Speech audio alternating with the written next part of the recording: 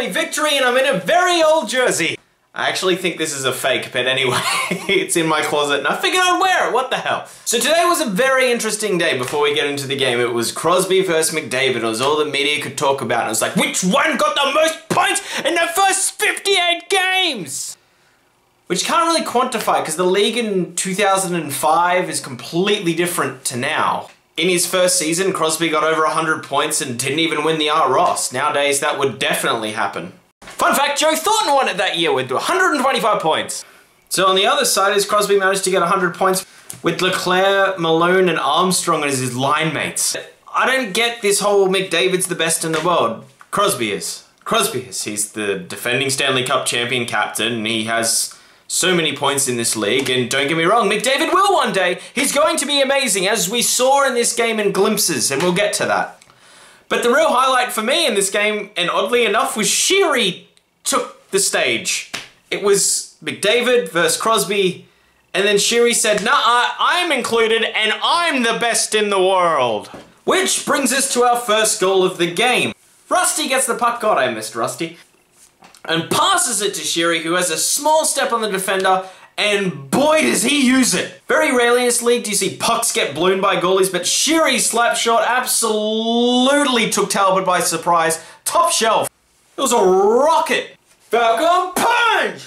Super Smash Brothers reference, who doesn't like that? But the score didn't stay 1-0 for long. Crosby tried to find Hornquist on a no-look pass that ended up going to the Oilers, and then on the transition play they ended up scoring. It was a great breakout play for them. Maroon to McDavid, who then found Eberle all by himself because Dumoulin didn't cover his man properly, which is a theme that we will get into. And Eberle just kind of all alone had a shot on net, went in. Roles reversed on the first goal. Instead of a slap shot, it was a wrist shot. But however, just that extra step, Murray wasn't really to blame on that. It would have been nice to get the save, but then you're at 1-1.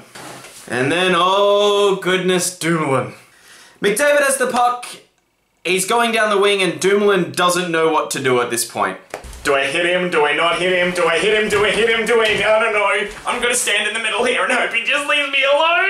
McDavid burnt him with speed, but it wasn't because Dumoulin's slower than him, although he is. The big problem is that Dumoulin didn't know what to do. He didn't know whether to play him with a stick. He didn't know whether to check. He kind of was like, oh goodness. Before he knew it, he was 2 steps behind, and then one of the easiest goals Maroon will ever score in his NHL career was a sweet pass to his stick. Don't get me wrong, McDavid's pass was incredible. Letang should have done a bit better on that play, and covering his man as well. It was a real defensive lapse, which happened in a few of these goals, was Dumoulin and Letang just not being defensively responsible, but McDavid's pass was all world, like it just landed on his stick, and again, Maroon just had to like, just not screw this up. But what there was Dumoulin again! He came out and allowed Eberle to score another goal, and that's 2 for him in the night, and it's 3-1. Pretty much, he double-mans McDavid coming into the zone, and he's like, I know what I'm going to do. I'm not going to screw up this time. I'm going to leave my man, and I'm going to go to oh, it's an Eberle stick, and he's by himself. Oh, it's a goal. Well, that's not nice. It's 3-1. David has 3 points. Eberle has 2 goals, and everything's kind of looking up Oilers. Even though it's an even-ish game, I'm still liking the way Penguins are playing. I never thought that they would lose this, and you can check my Twitter, because I did say, look out for a comeback. I never thought they were actually going to lose this, and they didn't. On the second goal, Hagelin managed to score after Crosby throws it in front, and it seems to just go off every single Penguins player on the roster's stick.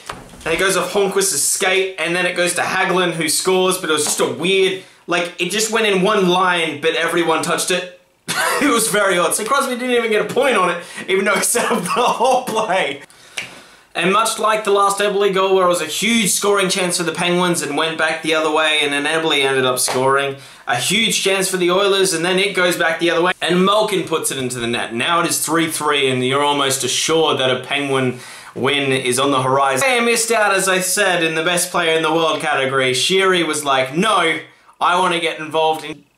He tried to stuff one in short side, it somehow came off an Oiler, and then, I don't know, there was a whole bunch of sticks and a whole bunch of plays, and it went in. I don't know if it came off Sheary again, I don't think it did, but it is 4-3, and that is the way it stayed for the end of the game. Which means the Penguins lead the Metropolitan Division because Vancouver beat the Rangers? which doesn't make any sense. And I'm getting really high bets.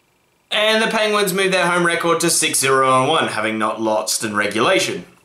Our only 2 regulation losses are those 4-0 those 4-goal losses to Nashville and Montreal. Otherwise, we've been pretty much a near perfect team at this point.